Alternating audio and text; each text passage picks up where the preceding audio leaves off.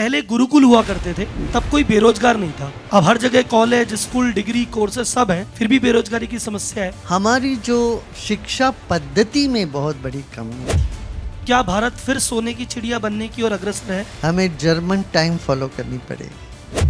आजकल का youth social media में टिकटॉक रील या तो देखता रहता है या बनाता रहता है, और शॉर्ट टर्म डोपामिन के चक्कर में लॉन्ग टर्म विजन या उस पर फोकस नहीं कर पा रहा। अति करोगे तो सुखी नहीं रहोगे। ये लिख के हर एक के घर में रखना चाहिए। गुरुजी, राम मंदिर कॉन्फ्लिक्ट में आप इन्वॉल्व थे। कुरान में तो लिखा गया है कि जो अल्लाह के वो अल्लाह का ही रहेगा। आतंकवाद का एक कारण ना बने तो हमने कहा कि आपको 5 एकड़ दुगुना दे रहे हैं। तभी टीम को जॉब से निकालना पड़ता है स्थिति में। क्या इनसे बुरे कर्म अर्जित होते हैं? दिल से नहीं बिजनेस चलेगा, दिमाग से चलना चाहिए। जो व्यक्ति मैं सक्सेस हो गया समझता है, मैं उसको बेवकूफ समझता हूँ। सक्सेस 2 कौड़ी की होती है।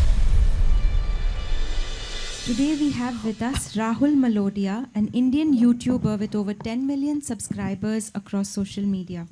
His mission is to bring revolution in business and leadership space and empower youth to help them develop their skills. He is recording a podcast on leadership with Gurudev today. जय गुरुदेव। गुरुदेव, आपको देख के अभी मतलब मैं गुज़बम महसूस कर पा रहा हूँ, जैसे इतनी पास बैठा हूँ आपसे। पहली बार मैं 2008 में आर्ट ऑफ लिविंग से जुड़ा था, और जब मेरी स्टूडेंट लाइफ थी, मैं सीए करने जयपुर से मुंबई गया था, और मैं अकेला महसूस कर रहा था कि यार कैसे इतने बड़े शहर में। तो वहाँ पे मुझे किसी ने आर्ट ऑफ लिविंग सजेस्ट किया, और वो सीए की जर्नी में मैंने उस समय आर्ट ऑफ लिविंग ज्वाइन किया था 16 साल पहले। उसके बाद से मैं 3 DSN, 3 एडवांस, सहज समाधि और 5 साल एक्टिव वॉलंटियरशिप आपकी कर चुका हूँ। और आपको देख के वही गाना याद आ रहा है कि आपका मुझसे है पहले का नाता कोई, यूं ही नहीं दिल लुभाता कोई। और ये सीए का जर्नी आपके साथ चालू हुई थी, और आज मैं इंडिया का मोस्ट फॉलोड चार्टर्ड अकाउंटेंट हूँ। मेरे इंटरनेट पे 1.25 करोड़ फॉलोअर्स हैं, और इसका एक ही कारण है कि मैं आपका फॉलोअर हूँ, तभी ये सब कुछ संभव है। तो जो भी प्रोफेशनल पर्सनल अचीवमेंट है सर, आपकी कृपा से, आपकी ग्रेस से है, और आज मुझे मौका मिला है, तो सर पहले आप ही के आशीर्वाद से मैं इसको चालू करना चाहता हूँ। गुरुजी, राम मंदिर कॉन्फ्लिक्ट में आप इन्वॉल्व थे।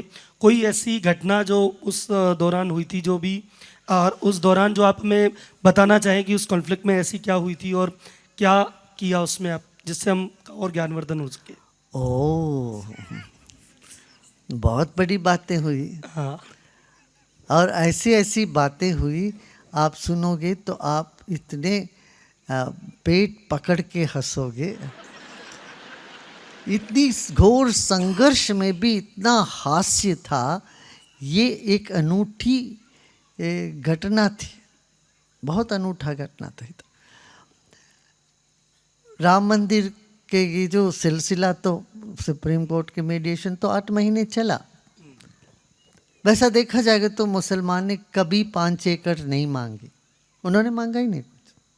उनकी समस्या थी हम दे कैसे। हमारी कुरान में तो लिखा गया है कि जो अल्लाह के वो अल्लाह का ही रहेगा।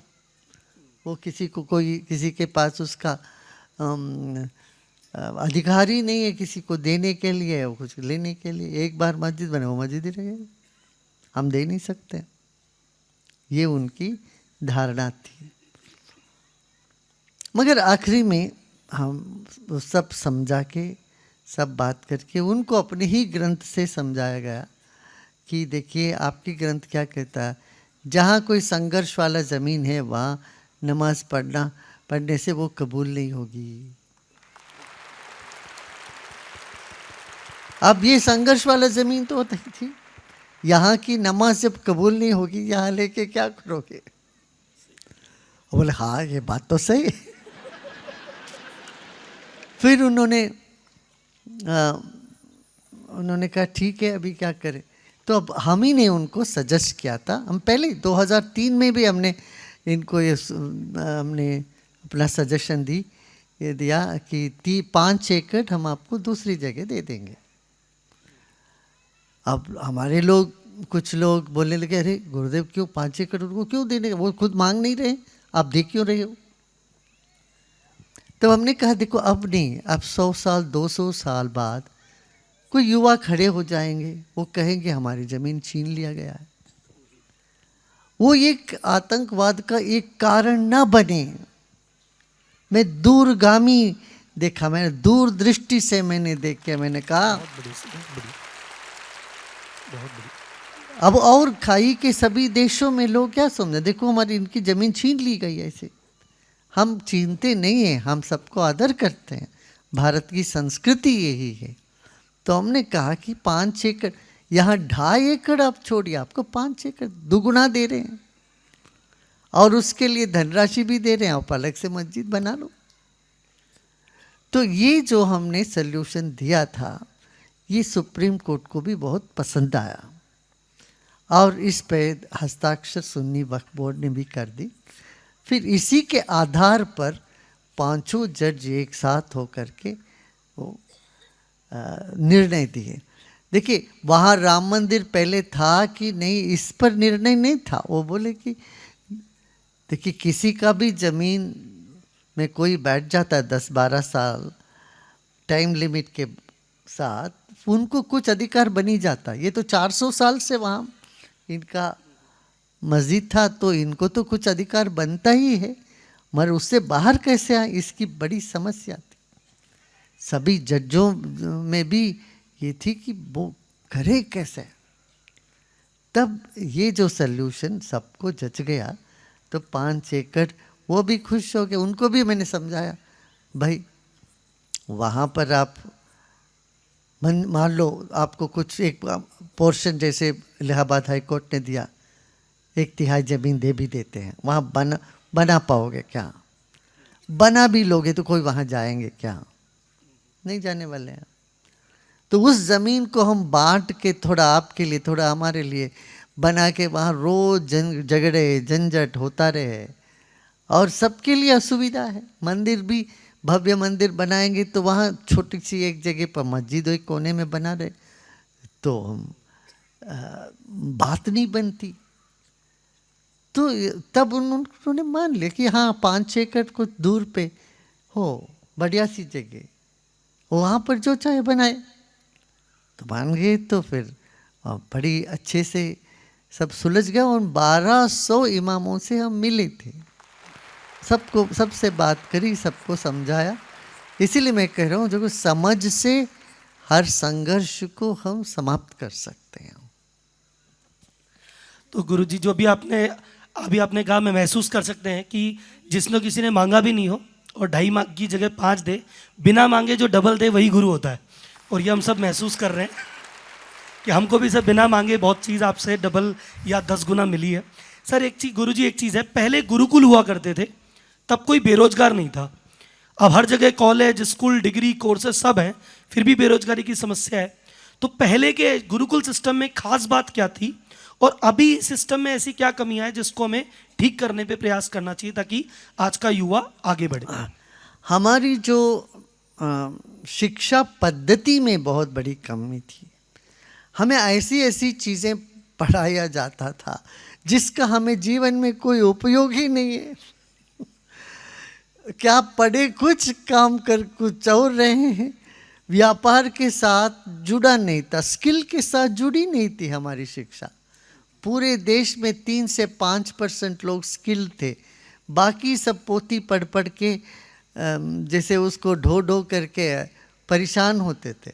इसीलिए अभी जो नया एजुकेशन पॉलिसी आया है वो ज़्यादा स्किल ओरिएंटेड है, जॉब ओरिएंटेड है। ऐसे होने से फिर वो उसकी कोई कमी नहीं होगी जॉब की। देखिए हमारे देश में ड्राइवर्स की कमी है, इलेक्ट्रीशियंस की कमी है, प्लम्बर्स की कमी है, कंप्यूटर इंजीनियर्स की कमी है, दुनिया भर में है। इन सब की नीड है। तो जिसकी नीड है, जिसकी ज़रूरत है, उस तरह की शिक्षा होना तो अच्छा होगा। डॉक्टर्स की इतना ज़बरदस्त मांग है, वहाँ पर भी हमारी कमी है ना। हम इतना रिस्ट्रिक्ट करके बैठते हैं, सिर्फ इतने 100 डॉक्टरी बनाएंगे। अरे हमें तो इस तरह से चलेंगे, पता नहीं किस सदी में जाके हम सब हर गांव में एक डॉक्टर दे पाएंगे। तो हमें ये सब खोलना पड़ेगा अपना। ये मुट्ठी पकड़ के जो अंग्रेज़ों के ज़माने में बैठे रहते थे, कंट्रोल कंट्रोल करके ऐसे बैठे रहेंगे तो जीवन की शिक्षा पद्धति की बहुत यही कमियां हैं। तो गुरुजी आजकल का यूथ में भी, जैसे ये तो एजुकेशन सिस्टम का था, यूथ में भी आजकल का यूथ सोशल मीडिया में टिकटॉक रील या तो देखता रहता है या बनाता रहता है, और वो शॉर्ट टर्म खुशी और शॉर्ट टर्म डोपामिन के चक्कर में लॉन्ग टर्म विजन या उस पर फोकस नहीं कर पा रहा, और अटेंशन स्पैन, फोकस स्पैन बहुत कम हो रहा है। तो उनको कैसे अवेयर करें और उनको थोड़ा ये जो धर्म की तरफ या हमारी इस जड़ों की तरफ कैसे वापस लाया जाए? देखिए जीवन में दोनों चाहिए, शॉर्ट टर्म भी चाहिए, लॉन्ग टर्म भी चाहिए। कुछ लोग शॉर्ट टर्म चीज़ों को एकदम दरकिनारे कर देते, वो भी ठीक नहीं है। भाई आपको भूख लगी तो अभी कुछ खाना चाहिए ना। हाँ, पेड़ लगाने का काम तो करना चाहिए, आम का पेड़ लगाओ और सब्र करो। नहीं तो अब करोगे आम का पेड़ लगा के फिर आम जब पकेगा तब खाएंगे, तब तक भूखे रहेंगे तो मर ही जाओगे। तो सिर्फ लॉन्ग टर्म गोल से नहीं चलेगा, और सिर्फ शॉर्ट टर्म गोल ही देखता रहे वो भी नहीं चलेगा। जीवन में दोनों चाहिए। सोशल मीडिया की अपनी स्थान है, उसका अपना स्थान है, वो बरकरार बनाए रखे, मगर किसी चीज़ में अति न जाए। इसलिए कहा ना, अति सर्वत्र वर्जित। ये लिख के हर एक के घर में रखना चाहिए, अति सर्वत्र वर्जित। सब जगह अति छोड़ दो, तब जीवन संतुलन में आ जाएगा, तब सुखी रहोगे। अति करोगे तो सुखी नहीं रहोगे। और अध्यात्म की तरफ कैसे जाए? देखो आजकल युवा बहुत आ रहे हैं, आजकल ये फैशन भी हो गया, ये बहुत अच्छी बात है। अब हजारों लाखों युवा ध्यान योग इसमें रुचि ले रहे हैं, पहले जैसे नहीं। पहले तो ये सब समझते थे वेदांत माने जिनका दांत नहीं है वही वेदांत देखे, वेदांत वेदांतियों के लिए समझते थे। आजकल ऐसा नहीं है। अब ये मैनेजमेंट मंत्रा में मैनेजमेंट टेक्निक से लेके सब जगह आया है, और युवा अधिक से बुद्धिमान युवा अधिक से अधिक आध्यात्मिक में रुचि ले रहे हैं। हाँ, उनको कर्मकांड में उतना रुचि नहीं है, वो सही है। कर्मकांड करो, ये करो, वो करो, इसकी इतना आवश्यकता नहीं है। थोड़ा कर्मकांड रहना अच्छा है, वो एक रंग लाता है जीवन में, मगर अध्यात्म में जाना, प्रैक्टिसेस में जाना, अनुभव में जाना, ये बहुत आवश्यक है। ठीक है। तो कई बार व्यापार में या कुछ जीवन के मटेरियल लाइफ में कुछ ऐसे डिसीजन लेने पड़ते हैं जो ज़रूरी है। जैसे कभी टीम को जॉब से निकालना पड़ता है स्थिति में, कंपटीशन को दबाने के लिए कुछ होता है। तो ये डिसीजन व्यक्तिगत नहीं है पर व्यापार के लिए ज़रूरी है, पर क्या इनसे बुरे कर्म अर्जित होते हैं? ना ना ना, उसको व्यापार के नियम पे जैसे करना वैसे करते जाना चाहिए, बिल्कुल करना चाहिए। हाँ, उसमें बिना किसी गिल्ट के, बिना किसी अपराधी भाव से आप लोग करो। नहीं तो देखो, आप 15 लोगों को ही तनख्वाह दे पाओगे, आप 20 लोगों को लेके बैठे हुए हो। अब 20 लोगों का और 5 लोगों का सोचते रहोगे उनको कैसे हम निकालें, फिर आप क्या पाओगे? कुछ दिन में 15 को भी तुम नहीं दे पाओगे, ऐसा हो जाएगा। इसलिए कम से कम जितने लोग हैं उनको दे पाए, ऐसे करना चाहिए। उसका कानून नियम, इसीलिए दिल से नहीं बिजनेस चलेगा, दिमाग से चलना चाहिए। सर, जैसे मुर्गी अंडे की कहानी है गुरुजी, कौन पहले आया? एक कंफ्यूजन और है खुश और सक्सेस का। कई लोग कहते हैं कि भी सक्सेस हो जाएंगे तब खुशी मिल जाएगी, और कुछ लोग कहते हैं नहीं, पहले खुश होगे तभी सक्सेस मिल जाएगी। तो आखिर ये खुशी और सक्सेस के अंडे और मुर्गी का क्या कंफ्यूजन है गुरुजी, आप प्लीज़ दूर कीजिए। अच्छा देखिए, जो व्यक्ति मैं सक्सेस हो गया समझता है, मैं उसको बेवकूफ़ समझता हूँ। क्यों? वो सक्सेस जो कहता है, माने ये अपने बारे, अपनी ताकतों को पहचानता नहीं है। अब हम कहते हैं हम सक्सेसफुली उठा लिया जी ये ग्लास, इसका मतलब क्या है? मेरे में कॉन्फिडेंस नहीं था, मैं बड़ी आसानी से इसको उठा सकता हूँ। सक्सेस हम उसी का क्लेम करते हैं जो हमको कठिन लगता है। कठिन वही लगता है जब हम अपनी ताकत को नहीं जानते।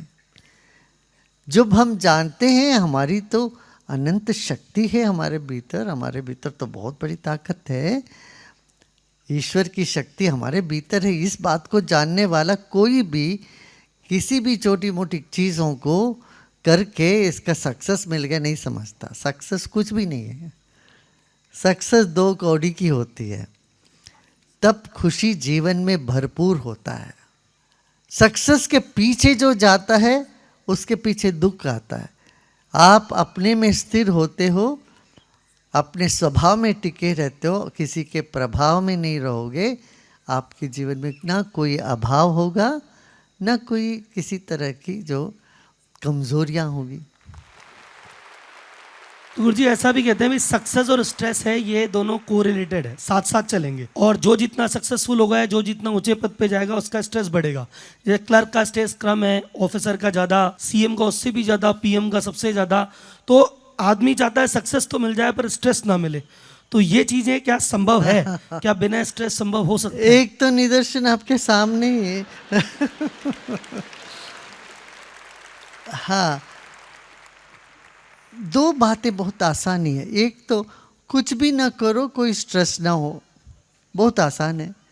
दूसरा, बहुत काम करो और बहुत स्ट्रेस लेके बैठ जाओ, वो भी आसान है। मगर जिस बात को हम कठिन समझते हैं वो क्या है, जो आपने बताया अभी, स्ट्रेस भी ना हो और प्रगति भी करें, जिम्मेदारी भी उठाएं। उसी के लिए अध्यात्म के पथ पर चलना आवश्यक है। जो व्यक्ति अध्यात्म में एक भी कदम रखता है ना, उसको ये बात इतना साफ साफ विदित हो जाता है, अनुभव में आ जाता है, हम अधिक कर सकते हैं। देखिए, वह सक्सेस की क्या मूल्य है जो आपको मिले या फिर आपका आनंद भी नहीं ले पाए। माने बिस्तर अच्छा है मन नींद ना आवे, भोजन पड़ा है मगर भूख ना लगे, पेट की बीमारी हो जाए, इस तरह से कई जगह जाने का मन करे मगर थकान हो जाए, शरीर में कुछ देखने का मन ना करे। तो सक्सेस का भी अनुभव को, अपना जो भी प्राप्ति है उसका भी अनुभोक्त करना, अनुभोक्ता को मजबूत होना चाहिए ना। तो इसीलिए ये सब बहुत आवश्यक है, जीवन को एक समता में ले जाना, बैलेंस्ड वे में ले जाना। तो गुरुजी, जैसे अभी आपने जो बैलेंस की बात करी, मैं उसी पे भी मैं आप ही की एक्चुअली 2 दिन से आप ही की सुबह शाम रिसर्च कर रहा हूँ आपके और आर्ट ऑफ लिविंग के बारे में ही। तो एक चीज़ है कि जैसे आज के समय में हर व्यक्ति एक बात कहता है, या सब मेरे से एग्री करेंगे, टाइम नहीं है। एक बार 3-4 काम आ जाते हैं तो टेंशन हो जाती है, इतने काम आ गए कैसे करेंगे। अब आपका शेड्यूल मैं देख रहा हूँ, दिन में 10 से 15 मीटिंग आप मिनिमम करते हैं, दुनिया भर सभी कार्यक्रम अटेंड कर रहे हैं, सैकड़ों लोगों से मिल रहे हैं, वर्ल्ड रिकॉर्ड के इवेंट कर रहे हैं, वो भी बहुत सारे पूरी दुनिया में। अभी मेरी आपकी रिसर्च में पता चला सर, आपका एक कमरा भरा हुआ है पूरा पासपोर्ट से, इतना आपने ट्रेवल किया है। ये सारे काम परफेक्शन से हो रहे हैं। भाई आप तो सीए हो मगर आपकी गणना थोड़ी सी गड़बड़ा रही है। पहली तो गणना आपने किया 40 साल, ये 42 साल हो चुका है। दूसरी गणना में आपको सीए हो ना, मैं उसको करेक्ट करता हूँ, आपने कहा 25,000 टीचर, 25 नहीं 35,000 टीचर है। अच्छा, 180 देश में काम हो रहा है, ये सब सही है। अच्छा, और आप अभी बता रहे हो ना, कितने अपॉइंटमेंट बताए आपने? 10 से 15 10 नहीं, अभी शाम को ही मेरा 28 अपॉइंटमेंट थे।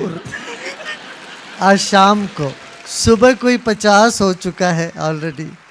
तो इस तरह से हमारा सर, तो मेरा सवाल यही है कि ये सभी काम हो रहे हैं, परफेक्शन से हो रहे हैं, फिर भी चेहरे पे स्माइल है, और हम सब यहाँ जो बैठे हैं 4-5 काम आते ही हमको टाइम फेस हो जाती है। तो गुरुजी हमको प्लीज गाइड करो कि कैसे हम करें उस चीज को।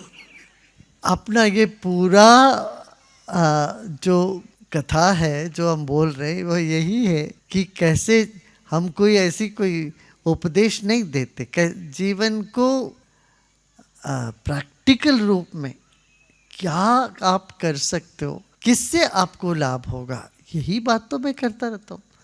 देखिए, शिक्षक का, एक गुरु का काम ये है, वो कभी ये नहीं बताएंगे तुम्हें जो काम तुमको वो काम नहीं देंगे जो तुम कर नहीं सकते हो। एक सही टीचर स्कूल के बच्चों को ऐसा होमवर्क नहीं देंगे जो पीएचडी वाले सॉल्व नहीं कर सकते। स्कूल के बच्चों के लिए जिस क्लास के लिए जो होमवर्क दे सकते हैं वही तो देंगे।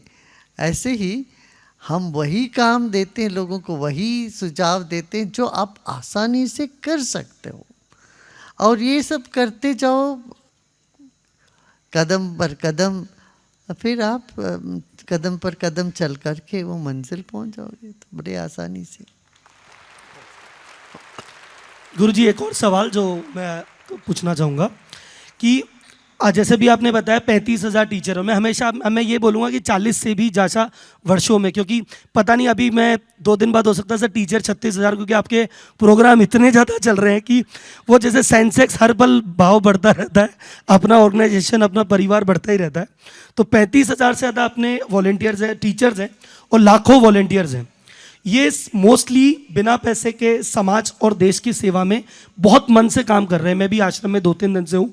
जिस कदर से ये सेवा करते हैं सभी वॉलेंटियर्स, हम बिजनेस में देखते हैं या किसी ऑर्गेनाइजेशन में देखते हैं, गवर्नमेंट में देखते हैं, जहाँ पे पैसे लेके भी जो एम्प्लॉय काम से जी चुरा रहा है, उसको पैसा मिल रहा है तो भी वो जैसे तैसे जी चुराता है, कम मन के काम करता है। और यहाँ पे देश समाज के लिए बिना किसी प्रलोभन के भी इतना मन से काम करते हैं। तो वो जो लीडरशिप टेक्निक है कि कैसे ये लोग मोटिवेट रहते हैं, वो हमें सिखाइए, बताइए, ताकि हम आगे जाके हमारे भी जो हमारे साथ काम कर रहे हैं उनको हमारे मिशन में जोड़ सकें। हाँ देखो, बिजनेस दिमाग से चलता है, सेवा दिल से चलती है। अब दिल से बिजनेस करने जाओगे तो डूबने की नौबत आ जाएगी। ऐसे दिमाग से सेवा के कोई चल पड़े तो वो भी नहीं ठीक होगा। सो सेवा की जगह सेवा होनी चाहिए, बिजनेस की जगह बिजनेस होनी चाहिए। मगर समाज में दोनों आवश्यक है। सिर्फ बिजनेस ही करते रहो ये भी नहीं चलेगा, और कोई व्यक्ति सेवा ही करते रहे उनका भी जीविका चलनी पड़ती है। इसलिए वो उसका भी संतुलन लेके चलना पड़ेगा। जीवन में दोनों आवश्यक है। गुरुजी आजकल हर जगह कॉन्फ्लिक्ट ही कॉन्फ्लिक्ट है, चाहे घरों में भी कॉन्फ्लिक्ट है, ऑफिस में भी, और बड़े लेवल पे देखें देशों में भी। आपने भी कई देशों का कॉन्फ्लिक्ट सॉल्व किया है, और राम मंदिर कॉन्फ्लिक्ट में भी आपकी बहुत ही बड़ी भूमिका रही है। तो ये आखिर कॉन्फ्लिक्ट होते क्यों हैं, और जब हों तो इनको सॉल्व करने के लिए क्या कदम उठाए जाएं, या कैसे इन कॉन्फ्लिक्ट्स को सॉल्व किया जाए? भाई देखो, कॉन्फ्लिक्ट जो है नेचर में है। नेचर में है कि नहीं?